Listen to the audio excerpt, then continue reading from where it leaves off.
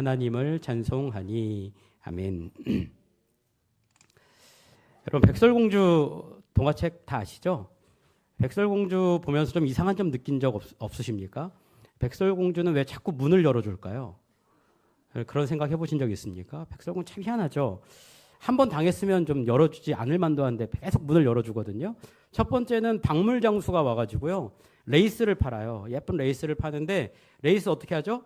뒤에서 꽉 묶어가지고 기절해서 쓰러지게 만듭니다. 가만 놔뒀더라면 죽었을 거예요. 그런데 다행히도 때마침 난쟁이들이 와가지고 살려줬죠. 두 번째는 또 다른 장수가 등장을 했습니다. 머리빗을 팔아요. 머리빗을 파는데 머리빗에 독을 묻혀놨습니다. 그런데 왔는데 또 문을 열어준 거예요. 그래서 머리빗을 빗다가 독에 또 이렇게 묻어가지고 또 이렇게 쓰러졌다가 다시 살아나게 되죠.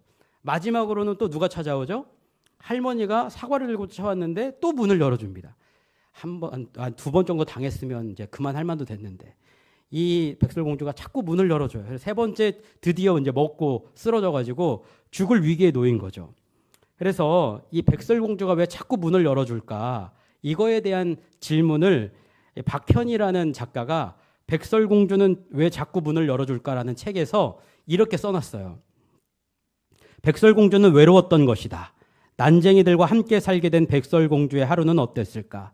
그는 난쟁이들이 일터로 나간 사이에 집안일을 한다. 혼자서. 외로움은 난쟁이들이 백설공주에게 얼마나 잘해주었나와는 관계가 없다. 친밀한 경험을 공유한 사람과의 교류 없이 지내는 백설공주의 일상을 생각해보라. 그러니 아무리 위험이 입을 벌리고 있다 해도 백설공주는 10번, 20번 문을 열 수밖에 없었을 것이다 라고 적고 있어요. 그러니까 백설공주에게 결핍되어 있는 게 뭐냐면 관계예요. 관계.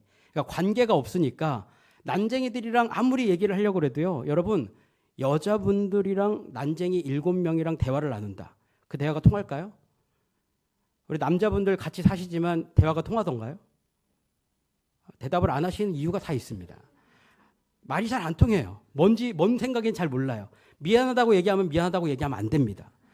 뭔가 그거에 아주 디테일한 그 미묘한 걸 얘기해 줘야 되는데 여자 백설공주와 난쟁이 7명이 대화가 통하겠냐고요. 그러니까 대화가 안 통합니다. 관계가 결핍되어져 있어요. 관계가 없으니까 항상 이 결핍을 다른 걸로 채우려고 하죠. 그러니까 뭘로 채우려고 했습니까? 레이스 사면 좀 결핍이 채워질까? 레이스를 샀는데 안 채워져요. 그러니까 두 번째 사람이 와가지고 머리빗을 주니까 머리빗으로 좀 채워볼까? 안 채워져요. 사과로 채워볼까? 안 채워집니다. 인생이요, 다 결핍이 있습니다. 우리가 결핍이 있는데 자꾸 물질로 뭔가를 채우려고 해요. 그래서 백설공주가 요즘 시대에 태어났으면 금사빠가 됐을 거예요. 그냥 보자마자 내 결핍을 채워줄 사람은 이 사람이다. 그냥 무조건 사랑에 빠지거나 혹은 SNS에 중독돼가지고 좋아요를 계속 찾아다닐 거예요. 그런데 이 백설공주에게 있어서 이 결핍을 인간의 노력으로 아무리 채우려고 해도 채워지지 않는다라는 게 문제죠. 여러분, 우리가 맛있는 건 아무리 먹어도 계속 먹고 싶지 않습니까? 요즘 맛있는 게 왜 이렇게 많이 나오는 거예요? 그러니까 저도 이 배가 이렇게 되면 안 될 것 같은 지경까지 지금 다다르고 있는데 인간이 자꾸 결핍이 있다고요. 그런데 그 결핍을 채울 길이 없다. 관계가 채워지지 않는다라는 거예요. 그런데 여러분, 성경에 보니까 뭔가 충만한 인생들이 등장을 하기 시작합니다. 오늘 우리가 읽은 사도행전 3장의 앞부분을 보면 2장에 초대교회 성도들이 등장을 했는데 이 초대교회 성도들은요, 성령의 충만함을 받았어요. 성령의 충만함을 받아가지고 이 사람들이 어떻게 했냐면 다 함께 있어요. 그리고 같이 물건을 서로 통용합니다. 그리고 재산과 소유를 나눠줘요. 또 그뿐만이 아니라 각자의 필요에 따라 그걸 다 가져가게 하고요. 음식도 같이 만들어서 같이 나누어 먹어요. 저희 집은 음식을 같이 나누어 먹으면 싸움이 납니다. 우리 아이들이 3명이잖아요. 이 아이들이 먹을 거 있으면 마지막에 맛있는 거 딱 줘요. 안 놔줍니다. 이게 결핍의 전형적인 모습이죠. 절대로 놔주지 않는 거. 그런데 초대교회 사람들은요, 다 통용했다라는 거예요. 왜냐? 그들의 마음이 성령으로 충만케 채워져 있기 때문에 그 어떠한 결핍도 없는 상태에 있는 존재들이 바로 초대교회 교인들이었고, 그들에게 있었던 것이 무엇인가? 바로 성령의 충만함. 그것을 통해서 기쁨이 충만해지고 행복이 충만한 그런 삶을 살고 있었던 그 사람들이 있었던 그 사건을 바로 뒷장에서 이제 안진뱅이의 이야기와 연결해서 우리들에게 보여주고 있어요. 자, 오늘 안진뱅이의 이 모습과 충만한 사람들의 이 모습들을 보면서 초대교회 공동체 안에 어떤 일이 벌어지고 있는지를 성경이 우리들에게 얘기를 해주고 있습니다. 자, 오늘 우리가 만나는 이 안진뱅이 거린의 현실을 성경이 이렇게 설명을 해주고 있습니다. 1절과 2절 한번 보세요. 제9시 기도 시간에 베드로와 요한이 성전에 올라갈새 나면서 못 걷게 된 이를 사람들이 메고 구걸하기 위하여 날마다 미문이라는 성전문에 두는지라 라고 얘기를 하고 있습니다. 자, 여기 보니까 안진뱅이라는 사람을 날 때부터 안진뱅이였대요. 그런데 사장에 보면 이 사람이 나이가 40세 정도라고 추정을 하고 있거든요. 그러니까 40년 동안 이 사람은 안진뱅이로 살아온 겁니다. 그런데 안진뱅이로 살아오니까 내 마음대로 못 움직이잖아요. 그러니까 사람들이 이 사람을 데려다가 성전 문에 앉혀두면 이 사람이 밥을 벌어먹을 수 없으니까 구걸하며 산 겁니다. 자, 그런데 여러분 여기서 우리들이 좀 유심히 봐야 될 것들이 있는데, 자, 보십시오. 매일매일 사람들이 이 사람을 데려다 줘요. 만약에 내가 봉사하고 누군가를 배려하기 위해서 매일매일 이 일을 하는 것은요, 거의 불가능에 가까워요. 왜 이 사람을 매일매일 데려다 놓았는가? 데려다 놓은 사람들이 이 사람의 구걸함을 통해서 이득을 취했기 때문에 매일매일 여기다 데려다 줄 수 있었을 거라는 거예요. 그러니까 이 사람이 이렇게 거린으로 살아가지만 거린으로 얻는 이득조차도 오롯이 자기 것이 되지 않았을 가능성이 높다라는 거예요. 또 두 번째로 보면요, 여기에 성전문에 두었다라고 얘기하고 있는데 그냥 둔 게 아니고요, 원어로 보면 던졌다라고 얘기하고 있어요. 그러니까 이 사람을 데려다가 어떻게 했냐면 던져놓은 거예요. 던져서 거기서 구걸하며 살아가는 그런 삶을 살았고, 그렇게 살다 보니까 이 사람은 정말로 너무 결핍 가운데 살아가는 거죠. 더군다나 오늘 읽은 말씀에 보면 제9시라고 해서 시간을 특정해 놓았습니다. 자, 이스라엘 사람들이요 3번 기도합니다. 오전 10시에 한 번 기도하고요, 오전 9시에 한 번 기도하고요, 12시에 낮 12시에 기도하고요, 오후 3시에 기도합니다. 이 제9시라는 건 마지막 기도 시간 제9시를 얘기하는 거예요. 오후 3시. 그러니까 하루 동안 이 사람이 구걸해서 하루 벌어먹고 사는데 마지막 기도 시간이라는 얘기는 이 사람이 이때 구걸을 받지 못하면 하루 동안에 굶어야 되는 건데, 여러분 고대에 하루를 굶는다는 건 곧 생명 유지하기가 거의 불가능할 정도의 마지막 희망의 보루가 이 마지막 기도 시간이라는 거예요. 그러니까 지금 이 사람은 마지막 기도 시간에 구걸을 하고 있는데 이것은 다른 말로 하면 마지막 희망이다라고 얘기할 수 있다라는 거예요. 그러니까 이 사람의 배경을 한번 보세요. 성전 미문이라고 얘기하는데 미문은요, 아름다울 미자 문문자여서 아름다운 문 앞에 서 있는데 이 사람의 인생은 아름답지 않아요. 이 사람의 인생은 비참합니다. 그러니까 아름다움과 비참함이 극명하게 대조되어 있어요. 이 사람의 삶이 얼마나 비참한지를 대조를 통해서 아주 우리들에게 극명하게 보여주고 있는 겁니다. 그러니까 이 사람은 어떠한 희망도 기대할 수 없는 절대 절망 가운데 있는 그런 존재라는 거예요. 여러분, 우리가 인생을 살아가면서 여러분들 열심히 일하시죠? 일한 만큼 받으십니까? 어떠세요? 일한 만큼 받으시는 거 느껴지십니까? 일했는데 이상하게 월급 통장에 월급이 싹 스쳐 지나가요. 그리고 다 사라져버리고 나는 빚만 남아. 그러니까 여러분, 내가 열심히 일했는데 그것조차도 오롯이 내 것이 되지 않아요. 그리고 일하는 곳에 던져져가지고 거기서 열심히 일을 하긴 하는데 그것이 내가 막 사명을 가지고 나 정말 오늘 너무 신나, 막 아침에 난 일어나자마자 밝은 해가 떴습니다, 자리에서 일어나서 제일 먼저 일을 닦고 막 이렇게 가는 게 아니고요, 진짜 죽겠다, 일하고 가기 정말 싫다, 이런 마음으로 간다라는 거예요. 그러니까 이 거린의 현실이나 우리들의 현실이 별반 다를 것 없는 그런 상황 가운데 있다라는 겁니다. 그러니까 이 사람이 항상 눈이 희미해져 있어요. 아침에 흐리멍텅한 상태로 우리들이 출근하는 것처럼 그렇게 지금 눈이 흐리멍텅한 상태 가운데 있는데, 하필이면 그 길에 유일하게 이 사람이 지나가는데 그 문에 지나가고 있는 한 사람들이 등장을 했는데 베드로와 요한이 그 길을 가는데 그때 이 사람이 그걸 본 거예요. 자, 여러분, 이 장면이 우리가 글로 이렇게 읽으니까 그냥 딱딱하게 보이지만, 여러분 제가 요거를 영화 장면으로 한번 바꿔볼게요. 요 뒤에 아름다운 문이 있어요. 자, 잔잔한 음악이 흘러나오기 시작했습니다. 짠, 음악이 흘러나와요. 나뭇가지가 흔들려요. 그리고 꽃잎이 쫙 떨어집니다. 햇빛이 쫙 비치는데 햇빛 아래로 거린이 누더기 옷을 입고 거렁뱅이가 구걸을 하고 있어요. 그리고는 눈을 딱 들었는데 그 빛 뒤로 베드로와 요한이 성령의 충만한 가운데 사랑이 가득해서 행복이 가득해가지고 그 길을 올라가고 있는 그 사람과의 만남의 조우를 성경이 우리들에게 딱 보여주고 있는 겁니다. 자, 그래서 3절 한번 보세요. 그가 베드로와 요한이 성전에 들어가려 함을 보고 구걸하거늘. 그러니까 무슨 얘기냐면 여기서 봤다라는 단어가요, 그냥 사실 있는 그대로를 본 거예요. 여러분, 우리가 오늘 오면서 여러분들이 수많은 현상들을 봤을 겁니다. 그런데요, 마음에 담아둔 건 없어요. 그냥 있는 그대로 본 거예요. 아마 지금 예배 가운데 참여하신 분들 중에도요, 목사님을 그냥 보고 있는 분들도 계실 겁니다. 그래, 예배 드리고 있구나. 그냥 보고 있는 그 상태, 그게 바로 오늘 안진뱅이가 베드로와 요한을 본 상태예요. 이런 상황 가운데 있었습니다. 그런데요, 그 병약한 눈으로 보고 있는 그 임파 가운데 그의 눈에 딱 누가 보였냐면 베드로와 요한이 눈에 들어왔다. 이게 의미심장한 거죠. 여러분, 오늘 여러분들이 여기에 그냥 온 것처럼 보이시죠? 하나님께서 옛날부터 계획을 하셔가지고 여러분들 수많은 임파 가운데 누군가를 만나게 하셨고, 그들을 통해서 누군가의 입술을 통해서 여러분들을 여기까지 부르셨고, 그리고 여러분들에게 오늘 어떤 만남을 계획하고 계시는 거예요. 이 만남은 내가 계획한 것도 아니고 누군가 계획한 것이 아니라 하나님의 그 놀라우신 섭리의 은혜 안에서 세밀하게 계획하신 가운데 오늘 이 말씀과 또 이 온도와 이 공기 안에 우리들이 이렇게 같은 공간 안에서 같이 말씀을 나누게 하시는 그 묘한 섭리가 우리들에게 지금 임하고 있다라는 겁니다. 그러니까 지금 완전한 결핍 가운데 있는 존재잖아요. 그런데 완전한 행복 가운데 있는 한 사람들과 딱 만남을 통해서 뭔가 지금 일이 벌어지고 있다라는 겁니다. 안진뱅이 거린이 제자들을 보는 순간에 제자들이 그 안진뱅이 앞에 딱 서요. 자, 4절 한번 보세요. 베드로와 요한과 더불어 주목하여 이르되 우리를 보라 하니.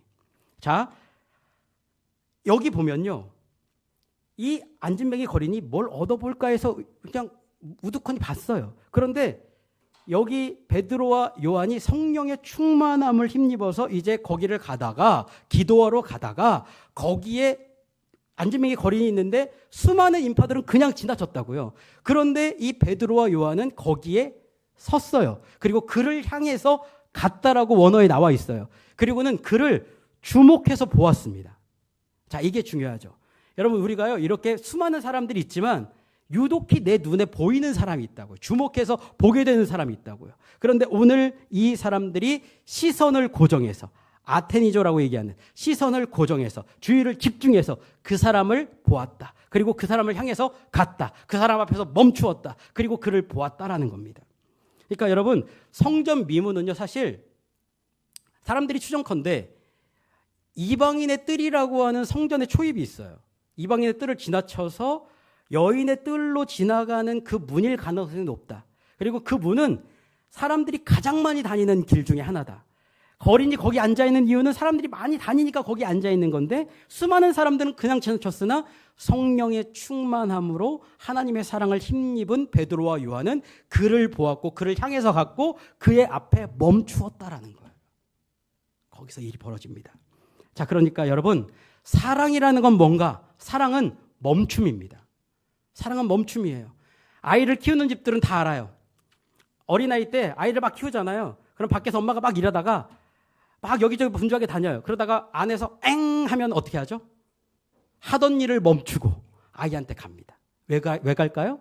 아이를 사랑하니까 가는 거예요. 오가며 그 집 앞을 지나노라면 노래 부르잖아요.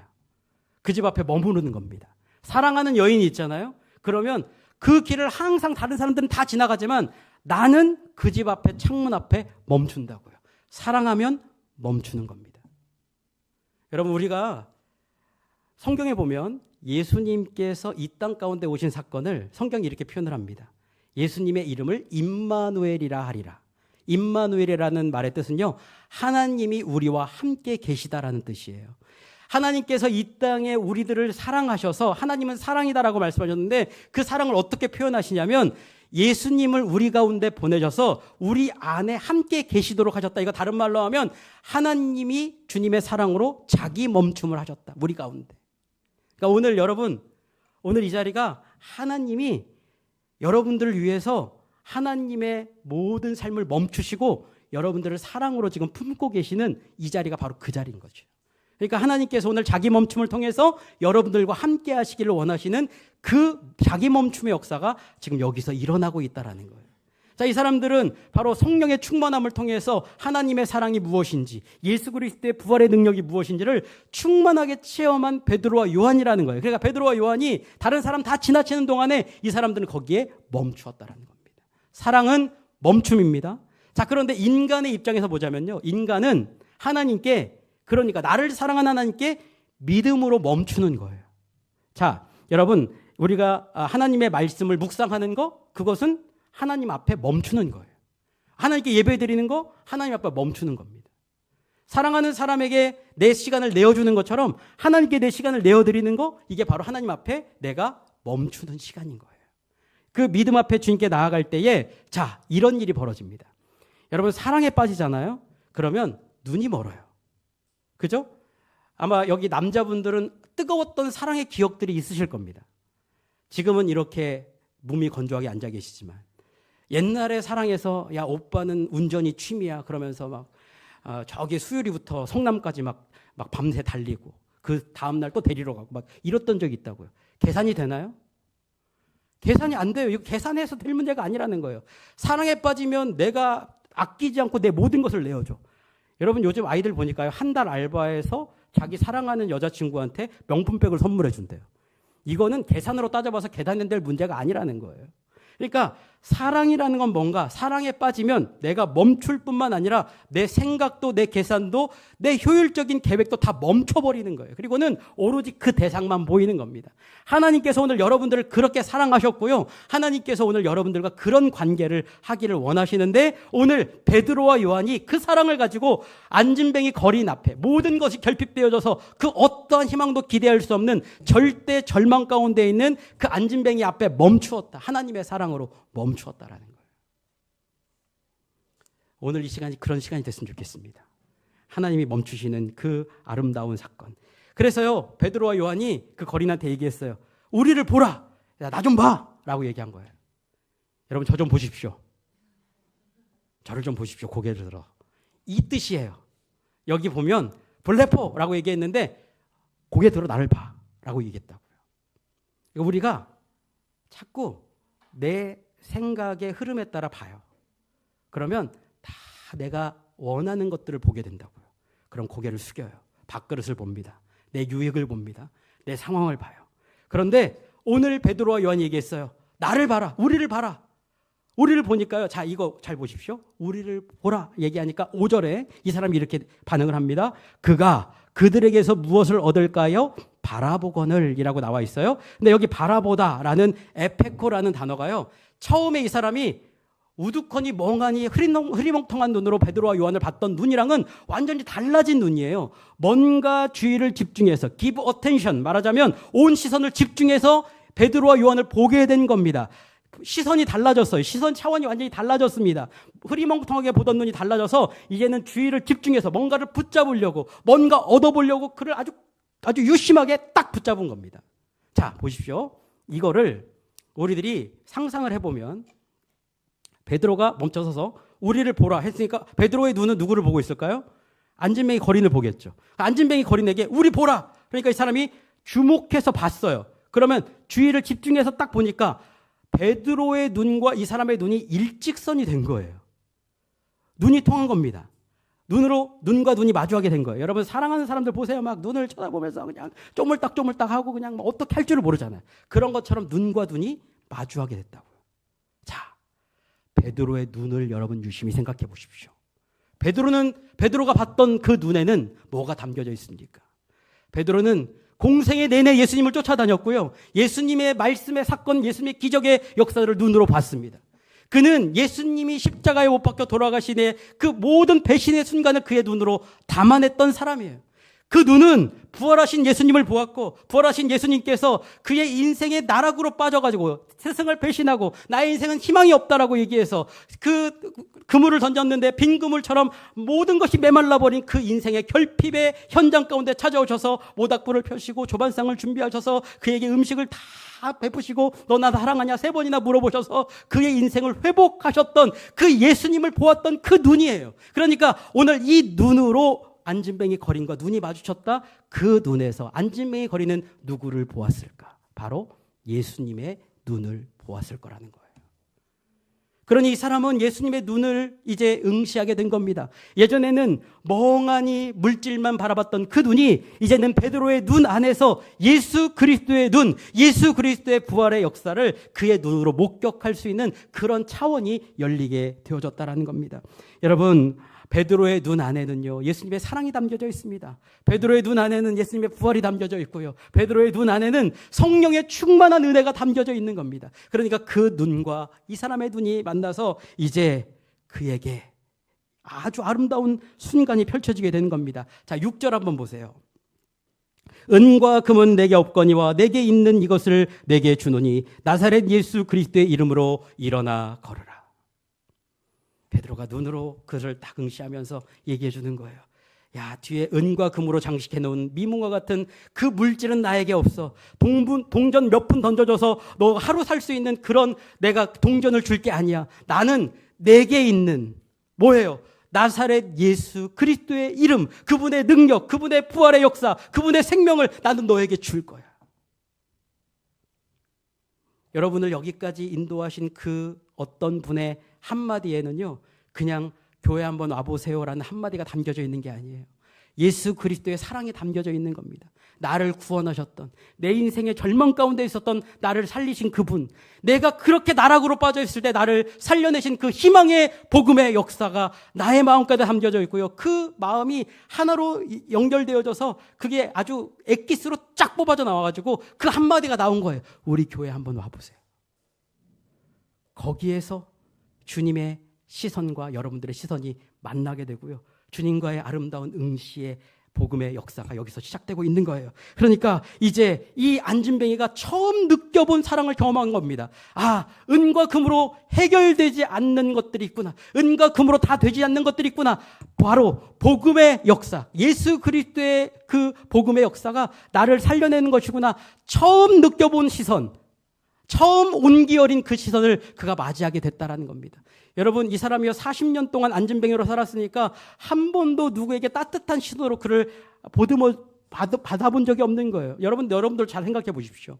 어렸을 때 엄마가 품에 안고 젖 먹이면서 우쭈쭈하고 난 그 이후로요, 여러분들을 있는 그대로 온기 어린 시선으로 따뜻하게 바라봐준 그 시선을 몇 번이나 느끼셨나요? 여러분, 남자들도요, 막 연애할 때는 막 미친 듯이 나에게 너 다 줄 거야 막 그러면서 눈에 막 불이 나가고 막 광선이 나가고 하잖아요. 결혼하고 6개월만 지나보십시오. 언제 그랬냐? 이 사람이 그 사람 맞나? 싶을 정도의 시선을 느낄 때가 한두 번이 아니라는 거예요. 그러니 인생이 한 번도 이런 온기 어린 시선을 만나본 적이 없는데 오늘 이 안진뱅이 거린이 40년 만에 처음으로 정말로 따뜻하고 세상에 그 어디에도 없을 온기 어린 시선을 그가 경험하게 된 거예요. 그러니까 이 사람이 눈을 들어 이제 이 예수 그리스도의 복음의 역사를 받아들이게 되는 거죠. 여러분, 오늘 이 6절의 말씀을요, 제가 사역을 좀 해가지고 말씀드리면 이렇게 얘기할 수 있습니다. 내게 있는 이것을 내게 주노니 나사렛 예수 그리스도의 이름으로 너는 일어나고 지금부터 계속해서 걸을지어다.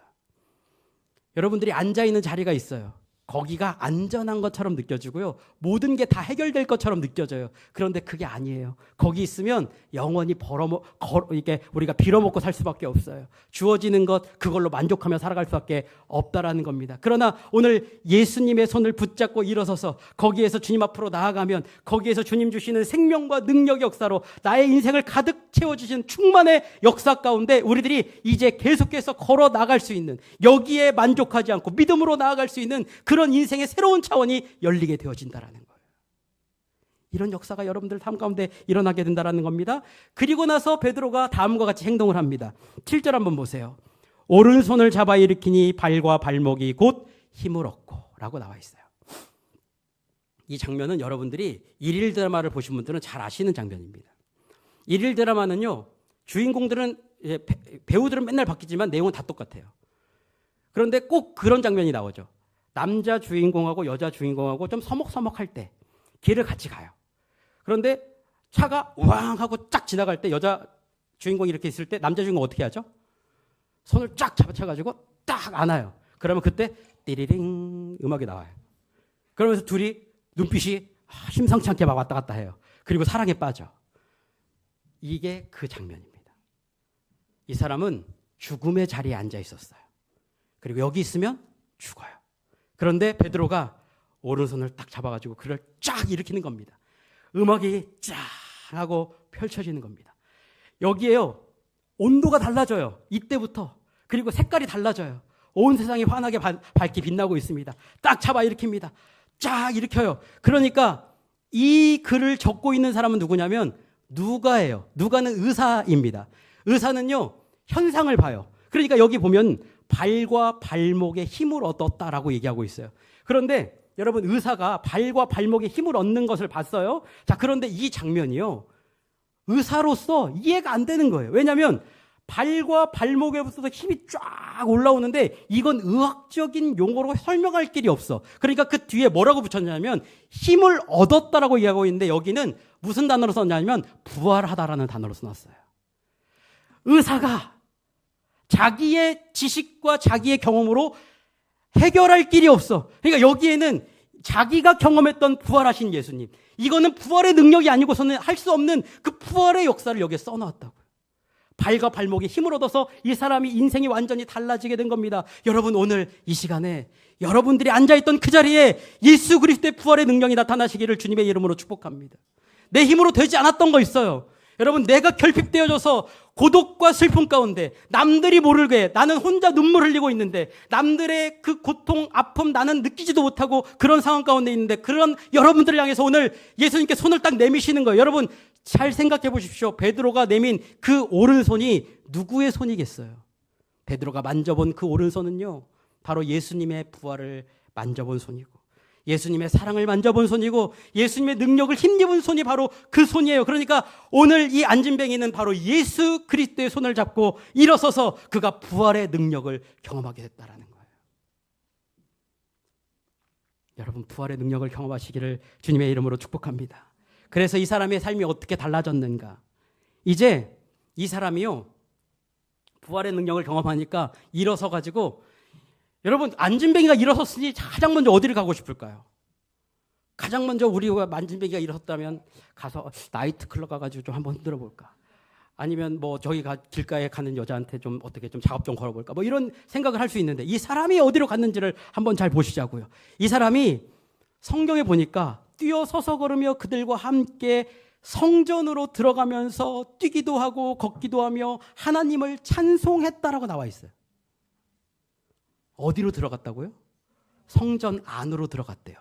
여러분, 이 사람의 인생은요, 40년 동안 성전 밖에 앉아있던 사람이에요. 성전 안에서 엄청난 사건들이 일어나고 있다고요. 성전 안에, 예수님 안에서 여러분 부활의 능력이 막 나타나요. 병자가 고침받고, 인생에 의미가 없었던 사람들이 의미가 달라지고, 인생의 희망을 발견하게 되어지고, 나락에 빠졌던 인간들이 새롭게 살아나게 되어지는 부활의 역사가 일어나고 있는데, 이 사람은 성전문 밖에서 동전 몇 푼 얻어보려고 거기서 사람들을 멍하게 응시하고 흐리멍텅한 눈으로 세상 여기저기를 바라보면서 그렇게 헛된 인생을 살았던 그 인생이 예수 그리스도의 손을 붙잡고 일어서서 이제 성전 안으로 들어와 가지고 주님을 향하여 찬송을 하는 그런 역사로 인생이 바뀌게 되어졌다라는 거예요. 여러분, 성전 안으로 들어오시길 바랍니다. 예수님 안으로 들어오시길 바랍니다. 예수님 안에 소망이 있어요. 예수님 안에 부활이 있습니다. 예수님 안에 생명이 있는 거예요. 그 안으로 들어오십시오. 세상 바깥에서 여기 가봐도 저기 가봐도요, 소망이나 희망이 없습니다. 오로지 예수님 안에 참된 길과 능력과 생명의 역사가 거기에 담겨져 있는 거예요. 예전에 제가 대학원 때 컴퓨터가 내내 없었어요. 다른 친구들 다 컴퓨터 있는데 집이 어려워가지고 컴퓨터가 없었어요. 근데 매형이 그때 컴팩이라는 회사에 다니고 있었는데 직원들 대상으로 해가지고 이제 싼 노트북 좀 사양이 낮은 노트북을 이렇게 팔고 있었는데 제가 그때 이제 용돈을 조금 모아가지고 그때 정말 저렴한 가격으로 그 컴퓨터를 구입해가지고 제가 드디어 제 컴퓨터로 논문을 쓰기 시작한 겁니다. 엄청난 사건이 일어난 거예요. 맨날 친구들 자리 빌려가지고 여기 눈치 보고 저기 눈치 보다가 이제는 제가 제 컴퓨터를 가지고 드디어 논문을 써가지고 친구들한테 가가지고 그 노트북을 보여주면서 봤냐, 이것이 바로 나의 노트북이다. 그러면서 내가 논문을 이렇게 쓰고 있다, 이게 내가 이렇게 각주를 달고 이렇게 하고 있다라고 자랑을 했어요. 그랬더니 친구가 저를 한심하게 쳐다보면서 야, 컴퓨터에는 이걸 꽂아야 돼 라고 얘기를 하는 거예요. 뭘 꽂아야 될까요? 랜선을 꽂아야지 컴퓨터지. 그거 그렇게 쓰면 뭐예요? 워드 프로세서에 불과한 거예요. 다 자기처럼 저는 쓴 겁니다. 그 친구가 제 컴퓨터에 랜선을 딱 꽂아주는데 랜선 딱 꽂고 인터넷의 세계로 딱 들어가니까 거기에 엄청난 세상이 펼쳐지는 거예요. 플러그인 했더니 거기에 엄청난 세상이 펼쳐지고 있었다라는 겁니다. 여러분, 세상 밖에 있어 보잖아요. 눈에 보이는 게 다입니다. 눈에 보이는 게 다예요. 그런데 여러분, 예수 그리스도 안에 플러그인 하잖아요. 거기에 엄청난 세상이 펼쳐지게 됩니다. 부활의 역사가 있어요. 생명의 역사가 있습니다. 인생의 온도가 달라져요. 여러분, 온겨울인 시선을 드디어 만나게 되는 겁니다. 예수 그리스도 안에 플러그인 하시기를 주님의 이름으로 축복합니다. 거기에 여러분들의 삶의 새로운 생명의 역사가 넘쳐나게 되는 거예요. 그러니까 오늘 이 안진뱅이를 베드로가 예수님 안으로 확 끌어당긴 거예요. 그러니까 옆에 앉은 분한테 감사하다고 하십시오. 여러분들을 예수님 안으로 확 끌어당긴 거예요. 그리고 그 안에서 아름다운 플러그인의 역사가 넘쳐나게 만들게 된다라는 겁니다. 여러분, 제가요 이 말씀을 읽으면서 그런 생각을 했어요. 이 안진뱅이가 성전 안으로 들어가서 하나님을 예배하고 찬송했는데 이 성전이라는 이 단어가, 이 사람이 히에론이라는 단어를 써놨거든요. 근데 이 히에론이라는 단어가 그냥 물리적인 성전만이 아니라 사실은 사도행전 2장에 보면 초대교회 공동체가 함께 모이기를 힘쓴다라고 할 때 거기에 성전에 모이기를 힘썼다라고 나와 있어요. 히에론이라는 단어를 똑같이 써놨습니다. 그러니까 이 사람이 지금 물리적인 성전에만 들어간 것이 아니라 이제 이 사람은 예수 그리스도를 구주로 영접하고 예수님의 부활을 경험하고 초대교회 공동체 안에서 충만한 성령의 충만한 역사, 행복하고 사랑이 넘치는 그 충만의 기적의 역사 가운데 들어갔다라는 거예요. 여러분, 교회에 나온 걸로 만족하시지 마시기를 바랍니다. 예수님 안으로 들어가셔서 거기에 참된 생명과 기적의 역사가 있다는 것을 여러분들이 체험하셨으면 좋겠어요. 한 걸음 더 들어오셔야 돼요. 한 걸음 더 교회 안으로 들어오셔야 됩니다. 거기에 역사가 있는 거예요. 백설공주의 허한 가슴, 채워지지 않는 사랑, 채워지지 않는 만족은요, 그녀로 하여금 위험이 도사리고 있는 세상을 향해서 자꾸 문을 열게 만들었잖아요. 이 안진뱅이도 한번 보십시오. 안진뱅이의 몸으로 세상에 나아가면 얼마나 위험한 일이 많습니까? 그러나 마음이 결핍되어 있으니까 자꾸 밖으로 나가는 거예요. 문 밖으로 자꾸 나아가 보는 겁니다. 우리들의 인생도 마찬가지잖아요. 여러분, 뭔가 얻어보려고 자꾸 우리들이 세상을 향해 나가지만 여러분들이 맞닥뜨리는 건 뭡니까? 절망도 만나고 어려움도 만나고 상처도 만나고 내가 이기기 힘들 것 같은 인생에 짓누르는 깊은 문제를 우리들이 만날 때도 있잖아요. 그러니까 오늘 예수님께서 말씀하시는 겁니다. 내 안으로 들어오라고. 그러면 네 마음을 결핍된 마음을 성령으로 충만하게 채워주겠다고, 복음의 능력으로 채워주겠다고 오늘 예수님께서 말씀을 주시는 거예요. 제가 좋아하는 시인 중에 이혜인 시인의 겨울숲을 간다라는 책이 있습니다. 겨울길을 간다라는 글이 있습니다. 이 겨울길을 간다라는 시의 전문은 이렇습니다. 봄, 여름 데리고 호화롭던 숲, 가을과 함께 서서히 옷을 벗으면 텅 빈 해질녘에 겨울이 오는 소리. 문득 창을 열면 흰 눈 덮인 오솔길. 어둠은 더욱 깊고 아는 이 하나 없다. 별 없는 겨울숲을 혼자서 가니 먼 길에 목마른 가난의 행복. 고운 별 하나 가슴에 묻고 겨울 숲길을 간다라고 시를 썼어요. 시인이 인생을 살아보니까 인생이 겨울길 같아요. 춥습니다. 그래서 인생이 참 고단해요. 물리적인 가난함도 있겠지만 사실은 마음이 가난해지는 거예요. 어디 기댈 것도 없고 참 힘듭니다. 그런데요, 오늘 이 시인이 그렇게 가난하고 고독한데 행복하대요. 여기 보니까 먼 길에 목마른 가난의 행복이라고 적어놨어요. 이 사람은 가난한데 행복해. 이 사람은 너무 겨울 길고 춥고 너무 힘든데 그런데 행복하대요. 왜 행복한가 봤더니 뒤에 이렇게 나와 있어요. 고운 별 하나가 자기 가슴에 있다라는 거예요. 이 고운 별은 과연 뭘까? 바로 예수님. 예수님의 복음이 그의 마음에 있으니까. 봄이 와서 행복한 게 아니에요. 상황적으로 달라져서 행복한 게 아닙니다. 내 안에 예수님이 계시니까 행복해지는 거예요. 안진뱅이의 인생이 그래서 부자로 바뀌었나요? 아니에요. 이 사람 여전히 가난했을 수 있습니다. 그러나 그의 마음에 이제 예수님이 찾아오시니까 그는 이제 성전 안으로 들어가서 하나님을 찬송하는 인생으로 고운 별 마음에 품고 겨울길같이 혹독한 인생을 믿음으로 살아낼 수 있는 그런 힘과 은혜가 그에게 생기게 된 겁니다. 여러분, 예수님을 믿으십시오. 예수님 안에 능력이 있습니다. 예수님 안에 소망이 있고 그분 안에 우리들의 살 길이 달려 있습니다.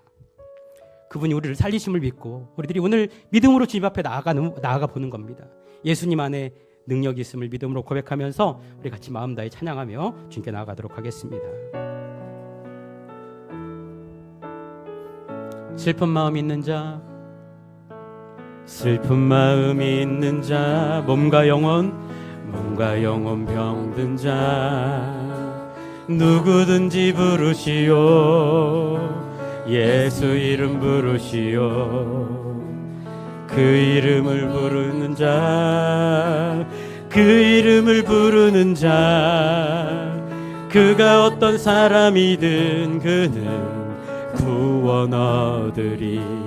예수, 예수, 예수, 오 능력의 그 이름 예수, 나 외쳐 부르네. 예수, 예수, 오 구원의 그 이름 예수, 나 외쳐 부르네. 예수, 우리 일어나셔서 찬양합시다. 은과 금 내게 없으나, 은과 금 내게 없으나 나 가진 것 너에게 주니. 능력의 이름 예수라. 그 이름을 붙드시오. 그 이름을 믿는 자, 그 이름을 믿는 자, 그 이름을 부르는 자, 그가 어떤 사람이든 그는 주의 영광 보리라. 예수, 예수, 예수, 오 능력의 그 이름 예수, 나 외쳐 부르네. 예수, 예수, 예수, 오 구원의 그 이름 예수, 나 외쳐 부르. 예수, 예수, 예수, 오 능력의 그 이름 예수, 나 외쳐 부르. 예수, 예수, 예수, 오 구원의 그 이름 예수, 나 외쳐 다시 한번. 예수,